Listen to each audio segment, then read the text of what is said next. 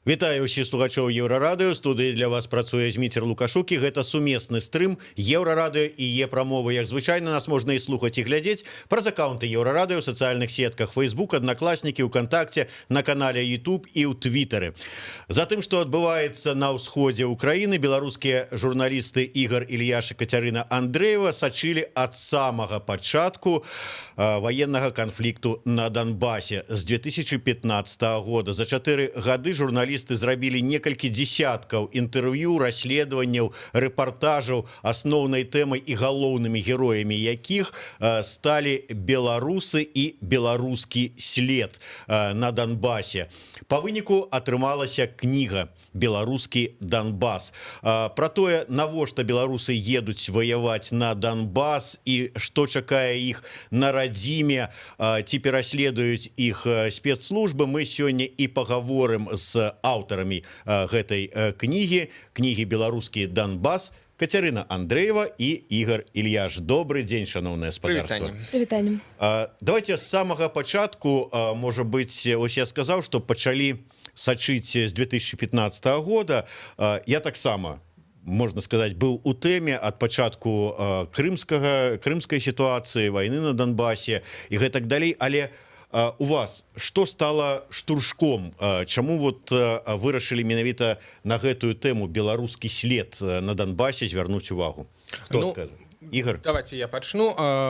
Справа ў тым, што фактычна тэмай нумар 1 для нас гэта стала, по-свойму выпадкова, бо у пачатку 2016 года выйшаў артыкул у газеце «Савецкая Беларусь» «Гастарбайтары вайны». Гэта быў такі праграмны артыкул, дзе распавядалася, што вось все беларусы на абодвух баках, яны все злачынцы будуць пераследавацца на радзіме.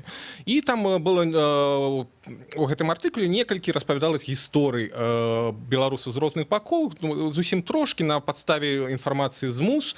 Вось. І я зацікаўся, бо сапраўды гэта шмат новай інфармацыі, там я вырашыў трохі пакапаць больш пра гэтых людзей і выпадкова для сябе знайшоў такую інфармацыю, што адзін з баевікоў, пра якога у Савецкай Беларусі казалі, што ён быў затрыманы ў Беларусі, ён, аказваецца, быў потым адпушч, яго вызвалілі, і ён вярнуўся ваяваць на Донбас. То бок атрымліваецца, што гэты чалавек не панёс ніякага пакарання. І гэта прынцыпова разыходзілася і з рыторыкай і спецслужбы, і з рыторыкай Лукашэнкі. І я зразумею, што тут вось у гэтай тэме ёсць другое дно.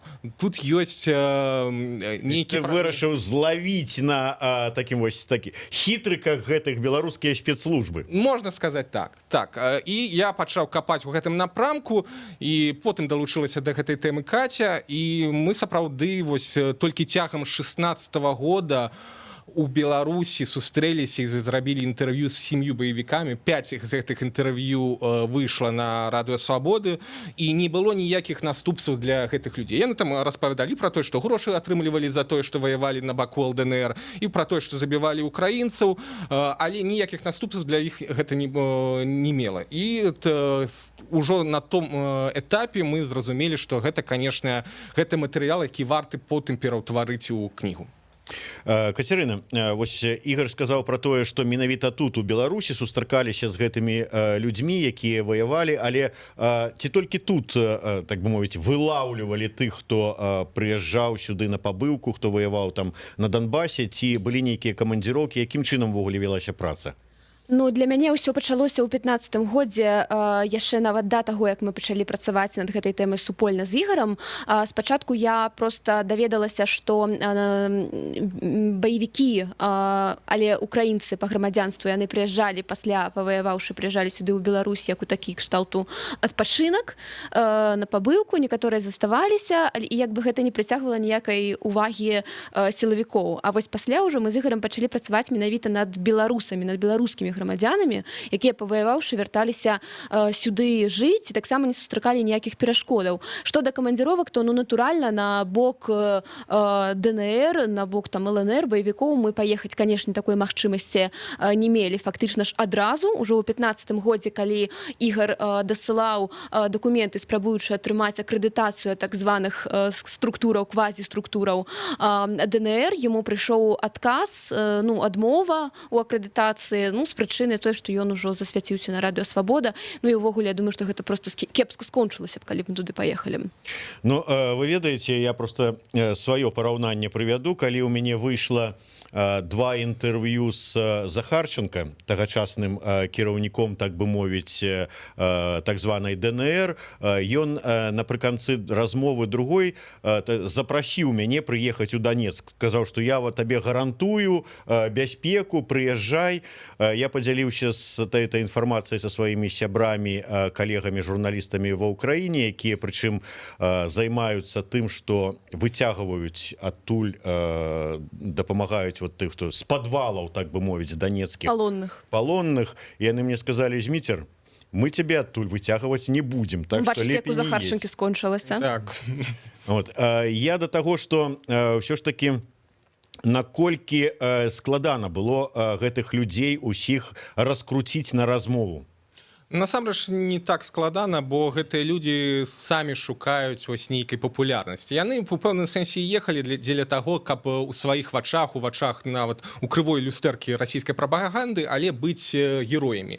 Вось. І таму яны, у прынцыпе, вельмі хацелі нават размаўляць з журналістамі і былі гатовыя казаць шмат. Асабліва, ну, тыя, зразумела, якія там на сваіх старонках размяшчалі фоткі з Донбасу, са збору. Зараз ты больш пра каго гаворыш? Ты, хто ваяваў на баку Украіны, ці на баку...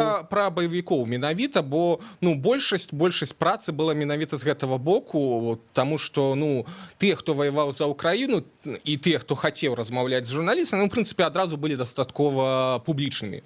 Мы ведаем там Ян Мельнікаў, іншыя асобы, яны, в прынцыпе, дастаткова публічныя, і з ім не было, в прынцыпе, праблемаў звязацца, зрабіць інтэрв'ю, але гэта не было нейкім прарывам у журналісцкім плане, менавіта праз іх публічнасць. А вось знайсці гэтых людзей там праз соцсеткі, дамовіцца з імі на інтэрв'ю, гэта было вельмі цікава, а яны вельмі хацелі размаўляць з кімсьці, яны вось шукалі вушы такія свабодныя, каб можна было выгаварыцца. І вось мы былі такімі вушамі. Але вот не адзін раз ж гучала, нават колькі разоў мы падыходзілі у палаце прадстаўнікоў да тагачаснага міністра ўнутраных спраў і казалі: так што там вот чуваць, як там справа, ці пераследуеце, ці неяк затрымліваеце гэтых вот баевікоў. Ён там і лічбы называў, колькі там у іх зараз у спісе, і пра тое, што там вот расследуюцца справы, вядуцца, там ўсё такое. Гэтыя людзі, яны ж таксама чыталі гэтую інфармацыю. Яны не баяліся свяціцца, ну, как бы чуючы ад міністра ўнутраных спраў, што тут ім пагражае затрыманне, як мінімум.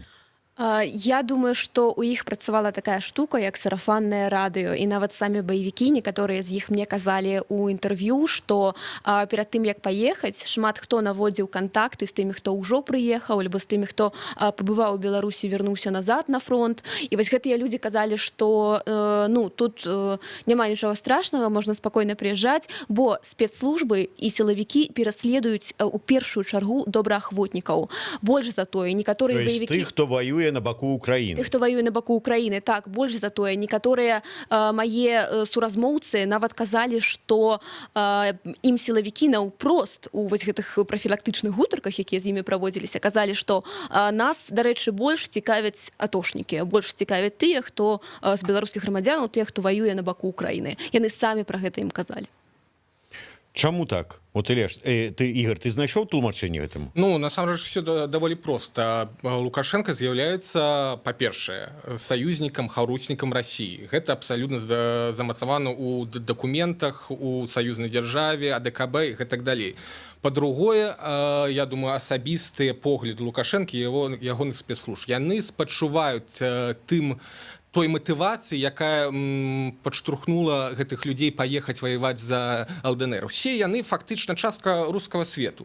Яны жывуць у гэтых ідэалах КДБ, там, Дзяржынскі, там, гэтых жандарм. Ну, вось гэта, насамрэч, ўсё ідэалы рускага свету, яны іх падзяляюць. І, можа быць, сілавікі, якія там мусілі з гэтым займацца, яны, можа, самі і не лічаць, што вось беларусы мусяць ваяваць на баку ЛДНР і гэтак далей. Але яны вось разумеюць, што іх падштурхнула. Яны так спачувальна да гэтага ставяцца, і таму гэта насамрэч вынік у тым ліку і, в прынцыпе, палітыкі Александра Лукашэнкі на працягу чвэрці стагоддзя. І тут, дарэчы, варта было пра сімпатыі дадаць бы, што у размове з адным з калегаў, які меў магчымасць пагутарыць з высокапастаўленымі сілавікамі, з Губазік, казалі тыя яму, што канешне, як мы ставімся мы негатыўна, а потым праз некалькі секундаў падумаўшы, але па-харошаму можна было паехаць і памочь.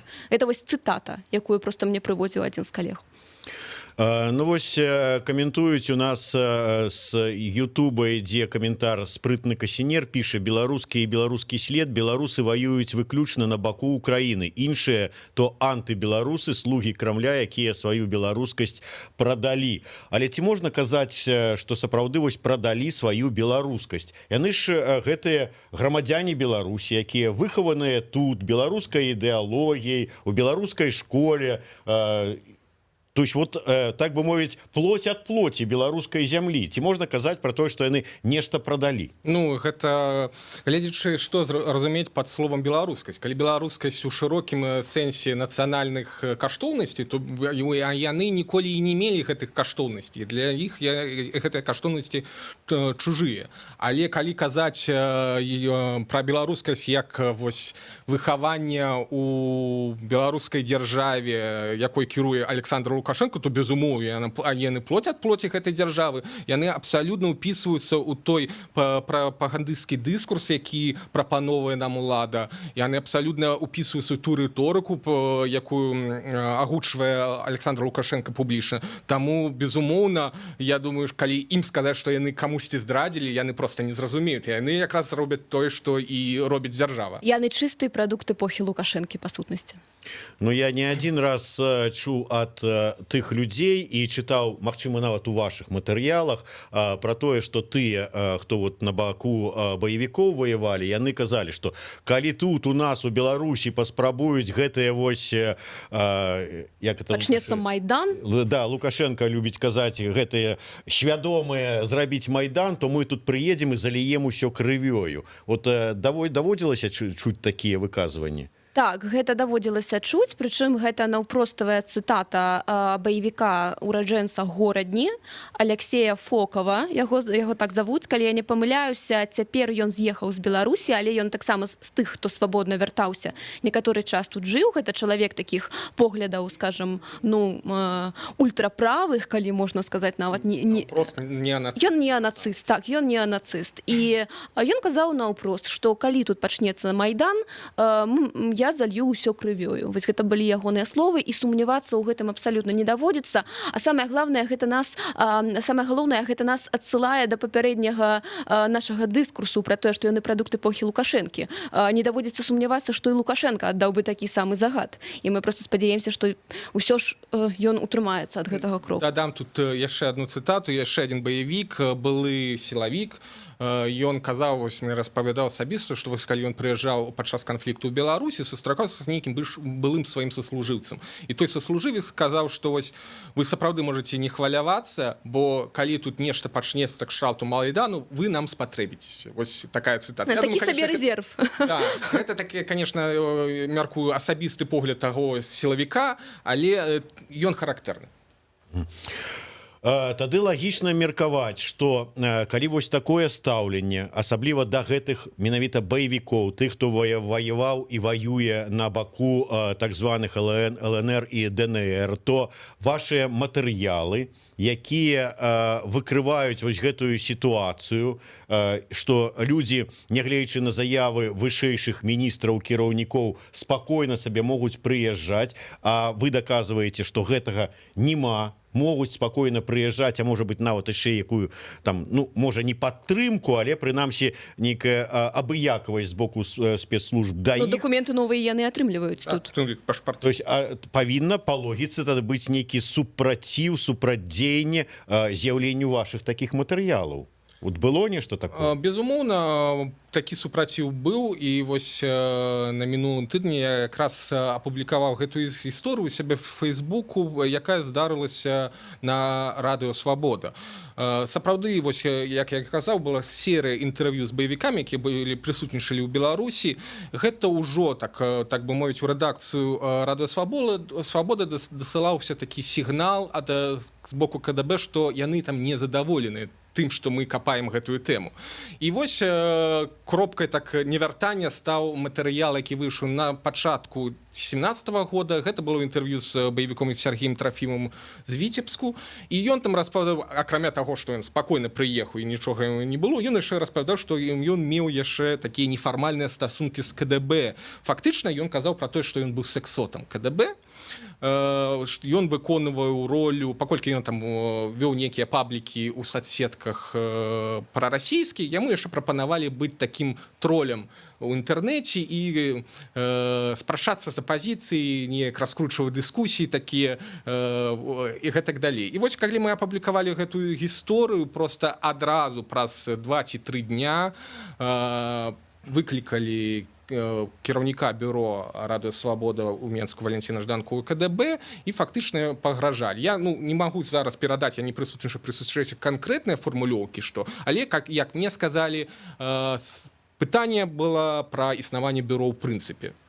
І каб неяк выйсці з гэтай сітуацыі, радыё «Свабода», па-першае, ввяла забарону на гэтую тэму, нічога не пісаць, пакуль, прынамсі, як тады казалася. Ну і потым у рэдакцыю радыё «Свабода» была даслана, перадана запіска КДБ, яка якраз наконт сітуацыі з гэтым баевіком Сергеем Трафімовым, які быццам бы ці не быццам бы быў сексотам КДБ. І вось гэтую інфармацыю, гэты зліў, гэта нават не зліў быў, гэта быў напростовы ціск на рэдакцыю, каб яна апублікавала гэтую пункт гледжання КДБ, але не спасылаючыся на КДБ, а нібыта на уласную інфармацыю. То бок не крытычна абяліць гэтага чалавека і КДБ ў тым ліку. Потым мы гэта зрабілі, бо, як мне тлумачылі, гэта варта зрабіць, каб захаваць, выратаваць рэдакцыю. Але потым ціск працягваўся. КДБ працягвала нагадваць пра незадаволенасць той сітуацыі, што мы капалі гэтую тэму, і ў тым ліку перадаваліся пагрозы такога шталту, што вось на адной з размоваў Жданка у КДБ казалі яму, што, па-першае, там чамусьці распавялі, што мяне вяла наружка падчас інтэрв'ю з гэтым Трафімовым у Віцебску, а потым дадалі, што наогул фантастычную гісторыю пра тое, што нібыта на мяжы яны злавілі 2 атошнікаў, менавіта атошнікаў, якіх быў адрас іх Ільяша і якія нібыта хацелі з ім разабрацца. Ну, гэта я ўспрыняў проста як пагрозу мне асабіста, хоць завуаляваную, і такая склалася сітуацыя. Потым фактычна асабіста на нас неяк КДБ ніколі не выходзіла, не было нейкіх выклікаў на допыт ці чагосьці іншага, таму на гэтым, в прынцыпе, все і скончылася. Ігор, ну, я не думаў, у прынцыпе, закранаць гэтую тэму, тым не менш, калі ўсё ж такі яна закранулася, я не магу не прыгадаць там сярод пэўных каментароў да гэтага твайго допісу былі такія заўвагі, што 17-й год, зараз 20-й, калі ты раптам вырашыў гэтую тэму вынесці на святло, выцягнуць, так бы мовіць, шкілет гэтай шафы, і акурат вот адначасова з выхадам вашай кнігі супадзення, маўляў, добры піар робіце сабе. Не, насамрэч я такого каментара не бачу, але гэта насамрэч не супадзенне, таму што я ў прынцыпе у сваім пасце і тлумачу, што сапраўды я разглядаю публікацыю гэтай інфармацыі як пэўную сэнсе страхоўку. Мы 3,5 гады таму адчулі ціск з боку спецслужбаў і пагрозы, запалохвання па гэтай тэме. Гэтая тэма зноў зараз выходзіць у, так бы мовіць, у топы праз тое, што мы выпускаем кнігу. І плюс яна выходзіць у топы ў той час, калі ў краіне хваля рэпрэсію. І мы мусім думаць пра сваю бяспеку, і я разглядаю публікацыю гэтай інфармацыі якраз як пэўную сэнсе страхоўку, што прынамсі правакацыяў кшталту 2 атошнікаў супраць мяне не будзе. Ну, хай будзе так. Катя хотела нешта добавить. Абараніць. Адзінае, што ну не, я не хацела нічога дадаць, бо праўда гэта такая самадастатковая рэч, якая, мне падаецца, не патрабуе удакладненняў. Добра. Дарэчы, я таксама прыгадваю, я калі рабіў матэрыял пра пастаўкі ў Донецк беларускай прадукцыі і датэлефанаваўся ў Донецк аднаму, так бы мовіць, бізнесмену, які закупляе беларускія прадукты. Пасля таго, як матэрыял выйшаў у нас і яго перадрукавалі пэўныя украінскія СМІ, ён патэлефанаваў сюды на рэдакцыйны тэлефон і сказаў, што рыхтуйцеся, тут хлопцы з гранатамётам ужо выехалі. Вот. Ну, дастаткова смешна, вот, на што там знаёмы, я таксама рабіў шмат матэрыялаў з рознымі украінскімі вайскоўцамі, там, з частак нават не і добраахвотнікаў і не, якія сказалі мне, дай-ка яго мабільны телефон, тут ёсць, як на яго выйсці таксама такім чынам. Але, Кацярына, я да таго, што вось кажуць, і сапраўды гэта так, вот ёсць пэўная стомленасць, нейкае насычэнне інфармацыі на одну і тую ж тэму. Ну, плюс час ідзе. Калі там першы год, другі год, гэтая тэма была ва ўсіх у галавах, усе там абмяркоўвалі, на трэці, на чацвёрты год вайна на Донбасе, яна ўжо адышла некуды там для беларусаў, прынамсі, на нейкі там трэці, пяты, шосты там такі ўзровень. Пра яе узгадваюць, але ўжо не так, як на пачатку. Адчуваецца вот зараз, што цікавасць да тэмы, яна ўжо далёка не тая. Тут насамрэч справа ў тым, як падаваць гэтую тэму. Я думаю, што ў першую чаргу гэта такая мэта журналіста, у тым ліку падаць гэтую тэму цікава. І ў чым адметнасць нашага даследавання і нашай кнігі, і ўвогуле нашай працы, у тым, што мы былі першымі ў гэтым і адзінымі, па сутнасці, экспертамі менавіта вось у гэтых узаемадзеяннях баевікоў і спецслужбаў. Па-другое, гэта не губляе сваёй актуальнасці праз тое, што ў нас кіраўнік дзяржавы пастаянна кажа пра Майдан, пра майданутых, як ён выказваецца і гэтак далей, пагражае свайму народу.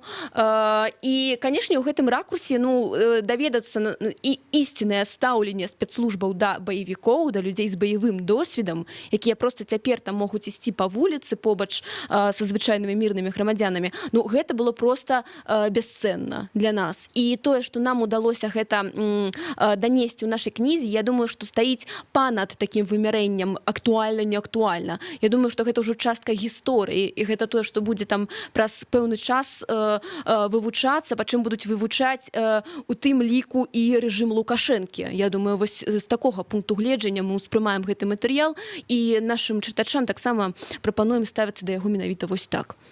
Дарэчы, вось сапраўды мае, можа быць, права на існаванне і такое меркаванне вось да вас. Максім Трус пытаецца, чаму тыя, хто забіваў людзей з боку ЛНР, ДНР, гэта баевікі, а тыя, хто забівае людзей з боку Украіны, гэта правільныя. Вы не звар'яцелі, іншая краіна, чужая спрэчка, а вы хваліце адных і асуджаеце іншых.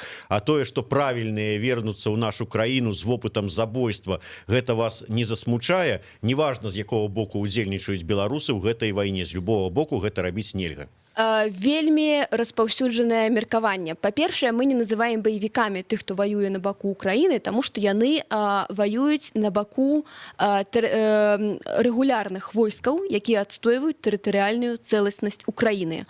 Па-другое, калі гэтыя людзі змагаюцца супраць расейскай пуцінскай агрэсіі, гэта значыць, што ў пэўны час, калі такая агрэсія стане магчымай у дачыненні Беларусі, яны ўстануць на абарону Беларусі, таму што ў адрозненні ад баевікоў яны не ўспрымаюць сябе часткай рускага свету.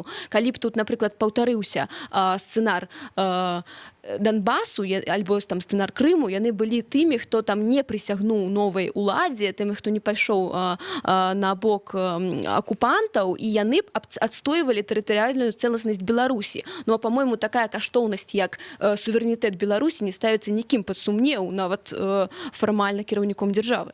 Ну, я дадам, што про тое, што вось каментар яны нібыта вяртаюцца, могуць вяртацца, не, яны якраз не вяртаюцца праз стаўленне спецслужбы ў дзяржавы да іх, і для іх это адразу будзе турма і на вялікі тэрмін.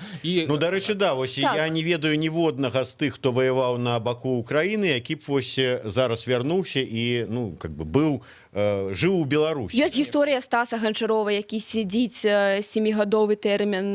Ёсць Тараса Ватара, у якога проста на вакзале адразу ж прынялі.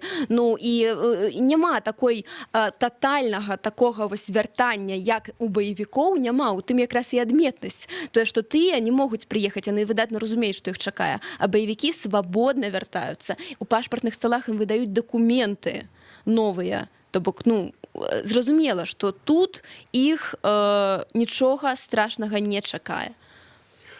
Я вярнуся яшчэ раз да тэмы, што вот колькі гадоў прайшло. Зразумела, на пачатку можа быць вось там вот хваля у адных там, што мы дапаможам украінцам адстаяць сваю краіну. У другіх там рускі свет тэрарызуюць, мы паедзем дапамагаць. Час прайшоў. Вот нешта мяняецца у людзей, вось працягваюць ехаць новыя ці не? Ну, зараз, конечно, уже нема той хвалі людзей, якія едуць ваяваць на Донбас, безумоўна. Пік прыйшоўся на 14-15 год, ну, трохі яшчэ 16 закрануў. Безумоўна, уже людзі фактычна не едуць. Едуць тыя адзінкі, якім фактычна няма куды падацца, якія просто, ну, і нават і з таго і іншага боку, ім няма куды падацца, яны вось бачаць працяг свайго лёсу, свайго жыцця вось у тым, каб прыняць удзел у гэтым канфлікце. Безумоўна, гэта насамрэч і спецслужбы прызнаюць, былі інфармацыя ад Губазіка, яны ў адным з інтэрв'ю кіраўніцтва казала пра тое, што вось вала беларусаў, якія едуць на Донбас, ён спыніўся гэты вал. Але тыя, хто вярнуўся, тыя вярнуўся і спакойна жывуць, як бы тыя баевікі. З імі так нічога і не сталася. І калі, напрыклад, летась з'явілася інфармацыя пра нейкіх арыштаваных 10 наймітаў, якую агучылі спецслужбы, потым ніхто гэтых наймітаў нідзе не бачыў. Падавалася б, мусіць быць грамадскі рэзананс. А што з імі сталася? І што, іх адпусцілі? Альбо яны ў СІЗА? Так, а ці быў хлопчык? Па-мойму, не было. Дарэчы, вось калі мы кажам пра тых, хто вярнуўся, мы шмат ведаем пра постафганскі сіндром, і мне ва ўкраіне шмат расказвалі пра тое, што ну сапраўды тых, хто удзельнічаў у баявых дзеяннях, вот ну сапраўды ім патрэбна псіхалагічная дапамога, потому што ёсць вось этот сіндром, ёсць праблемы з псіхікай пасля ўдзелу ў баёў. Вы не спрабавалі адсачыць, можа быць, вот лёс, гісторыю тых, хто вярнуўся, вот як у іх з псіхікай, у іх все нормально, вот ім не трэба вот эта дапамога псіхолага, якая патрэбна шмат каму, хто удзельнічаў у баях? Ну, насамрэч, мы такім пытаннем не задаваліся, таму што ўсё ж мы сабе ставілі на мэце не вывучыць унутраны свет гэтых людзей, а высягнуць фактуру. Быць, таму што вот вы ведаеце, вот ён вярнуўся і прайшоў час, і вот ён зараз з-за таго, што ён там перажыў, што это кроў вайна, ён зараз там дзе-небудзь там ну псіхушкай у Навінскі. Такога няма, не, такога няма. І, дарэчы, Зміцер, варта вярнуцца трошкі да папярэдняга пытання пра тое, што з імі нічога тут не адбываецца з баевікамі, якія прыязджаюць. Нам могуць сказаць нашыя гледачы і могуць запярэчыць, бо вядома пра прысуды у Беларусі баевікам. Але што гэта былі за прысуды, мы таксама вельмі здзівіліся, калі даведаліся, калі адбыліся першыя 3 арышты. Яны адбыліся ў 17-м толькі годзе, першыя наогул затрымання баевікоў адбыліся, яны пайшлі паміж першай і другой сустрэчай Парашэнкі. Тады, нагадаю, у 17-м годзе яны тройчы сустракаліся, такого ніколі не было, каб з кіраўніцтвам Украіны Лукашенко так інтэнсіўна сустракаўся, але гэта быў час, 16, 17, 18 год, калі Лукашенко пачаў раскручваць гэты імідж Беларусі як донара стабільнасці у рэгіёне і як краіна-міратворац. Ён тады шмат разоў казаў і пра тое, што накіроўваць можа беларускіх вайскоўцаў на Донбас у якасці міратворцаў. І гэта вельмі цікава, безумоўна. Такі імідж ён быў звязаны з тым, што трэба было нейкія вот такія сумнеўныя моманты падчысціць. І, безумоўна, на сустрэчах у Лукашэнкі і Парашэнкі уздымаўся гэтае пытанне, яны абмяркоўвалі гэта, і я думаю, што Лукашенко якраз, каб паказаць украінскаму боку, што яму можна давяраць, ён прадэманстраваў гэтыя некалькі затрыманняў, яны атрымалі вельмі такія простае пакаранне. Мяккае вельмі пакаранне. Дарэчы, першы Алексей Ершов сышоў з паставаў, якому далі хатнюю хімію, ён пасля прысуду нават са мной звязаўся, мы з ім пагаварылі, ён сказаў, я ведаў, што выйду на свабоду, то бок што гэта не будзе звязана з абмежаваннем, то бок гэта не будзе пазбаўлення волі. Ён нібыта ўжо ведаў, і як вы думаеце, што ён зрабіў пасля прысуду? Неўзабаве ён зноў з'ехаў на Донбас, то бок ён спакойна збег з-пад хатняй хіміі і працягваў ваяваць на Донбасе. Гэта былі вельмі мяккія пакаранні. Так, максімальна, што ім давалі, гэта 2 года турмы, але зноў жа у большасці выпадкаў гэта былі людзі, якія не свяціліся раней у СМІ. Вельмі адметна, што гэтыя працэсы праходзілі альбо ў закрытым рэжыме, альбо ў максімальна непублічным. Таксама падавалася б, грамадскі рэзананс мусіць быць. Вось што зрабілі з працэсу над Ганчаровым, напрыклад, альбо над Аватаровым, яны былі суперпублічныя. А тут гэта ўсё праходзіла вельмі ціхенька.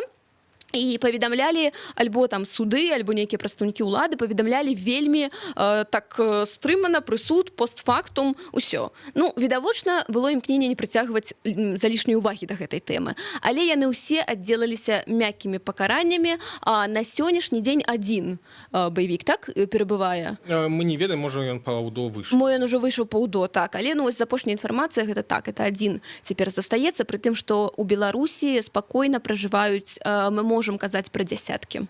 Так. Ну да, вот дзіўная, конечно, ситуация, калі мы бачым прысуды рэзкія, шумныя і вялікія тым, хто, скажем, там выйшаў на ланцуг салідарнасці ці яшчэ на нейкія там акцыі, і тут вот пад артыкулы канкрэтныя крымінальныя людзі патрапляюць і па выніку, ну, фактычна нічога не атрымліваюць. Вот дастаткова дзіўная ситуация. Тым не менш, давайте вот завяршаючы ўжо эфір, вернемся да вашай кнігі. Чаму вырашылі выдаваць ва ўкраіне? Ну, мы не разлічвалі насамрэч, што атрымаецца выдаць у Беларусі. Як я ўжо казаў, мы зазналі ціск з боку спецслужбаў падчас працы над гэтай тэмы. Мы разумелі стаўленне спецслужбаў да гэтай тэмы, і мы проста вырашылі не марнаваць час і адразу паспрабаваць выдацца ва ўкраіне, тым больш, што нам была гатова паспрыяць украінская служба Радыё Свабода, і з іх дапамогай мы выдаліся ў выдавецтве Фолі, адной з найбуйнейшых выдавецтваў ва ўкраіне. Дарэчы, праца над тэмай не спыняецца. Мы завялі тэлеграм-канал аднайменны беларускі Донбас, і там мы публікуем усе інсайды, цікавосткі, тое, што не вайшло ў кнігу, тое, што працягвае з'яўляцца. Вось больш такога экспертнага пункту гледжання, там аналітыка па гэтай тэме не толькі можна знайсці, таму мы заклікаем падпісвацца на наш канал «Беларускі Донбас», які мы з Ігарам вядзем. Дарэчы, адным з першых каментаў быў, дзе купіць кнігу? Калі выдалі ва ўкраіне, якім чынам здабыць? Зараз яна дасяжная для беларусаў у электронным фармаце. Яна, ў прынцыпе, зараз толькі існуе ў электронным фармаце. Друкаваная версія мусіць з'явіцца ў верасні. Ось, але я заклікаю беларусаў ужо зараз набываць у электронным фармаце, бо вельмі малаверагодна, каб у Беларусь трапіў гэты наклад. Мы наогул не ведаем, у якой палітычнай рэальнасці мы ў верасні прачнемся ўсе. Так. Ну, атрымліваецца так, я так зараз падумаў, можна ж у прынцыпе праз інтэрнэт замовіць ва ўкраіне, ва ўкраінскім выдавецтве, ну а потым яны поштай прышлюць у Беларусь. Ну гэта тэхнічныя дэталі. Самае галоўнае, што праца зробленая. Я чакаў, што вы зараз скажаце, яны там могуць і выслаць, але ці дойдзе яна? Гэта не страшна. Так, самае галоўнае, што праца зробленая, праца выйшла, і на гэтым этапе для нас гэта такі вельмі важны ў прафесійным сэнсе крок, і мы для сябе такі закрылі гештальт з гэтай кнігай, што вось доўгі перыяд нашай працы, шматгадовы, ён займеў нейкі эфект нарэшце. Мы вельмі спадзяемся, што гэта будзе карысна для нашых чытачоў, ну і таксама, магчыма, хтосьці прачытае са спецслужбаў. Можа, яны задумаюцца? Яны ўжо даўно прачыталі, што вы думаеце? Рукапісы прачыталі. То няхай задумаюцца. Тым не менш, ўсё ж такі, кніга ёсць. І вот чаго вы, у ідэале чакалі па выніку ад яе з'яўлення? Ігор, чаго ты чакаў? Галоўная мэта кнігі, мы адразу пра гэта казалі, гэта выкрыць міфы, якія звязаны з тэмай Донбаса ў Беларусі. Бо насамрэч, калі мы кажам пра тое, што вось яны, баевікі, маглі спакойна прыязджаць, да іх лаяльна ставіліся спецслужбы, гэта дагэтуль у гэтую інфармацыю немногія вераць, бо я пастаянна чую і журналістаў і палітолагаў тым ліку украінскія, якія кажуць, да вось Лукашенко тут пераследуюць баевікоў, ён за нас, за Украіну і так далей. Але насамрэч типа, гэта а неправда. адкуль вы ведаеце? Ну ён же ж сказаў. Ну, кшталту таго. Самая галоўная ілюстрацыя для гэтай карцінкі, для гэтага міфа, гэта баевік, які стаіць у дворыку на плошчы Перамогі, дае там інтэрв'ю аднаму з нас, так, абсалютна спакойна і гартае на тэлефоне фотаздымкі з руінаў данецкага аэрапорту. З гэтага пачынаецца кніга, у прадмове якраз я апісваю гэты эпізод. Ну вось такая сапраўды дзіўная сітуацыя. Тым не менш, кніга сапраўды вартая таго, каб яе пачытаць, ну можа быць, пагартаць пакуль што не атрымаецца, бо, як сказаў Ігор, пакуль што ў друкаваным выглядзе яе няма. Тым не менш, можна пачытаць электронным выглядзе беларускі Донбас і шмат чаго цікавага і нечаканага даведацца пра тое, як ставяцца беларускія ўлады да гэтай сітуацыі насамрэч. Я маю на ўвазе вайну на Донбасе. Дзякуй вялікі. Дзякуй, Кацярына Зміцер. Андрэева, Ігор Ільяш. Зміцер Лукашук працаваў для вас у студыі. Гэта быў сумесны стрым Еўрарадыё і Е-прамовы.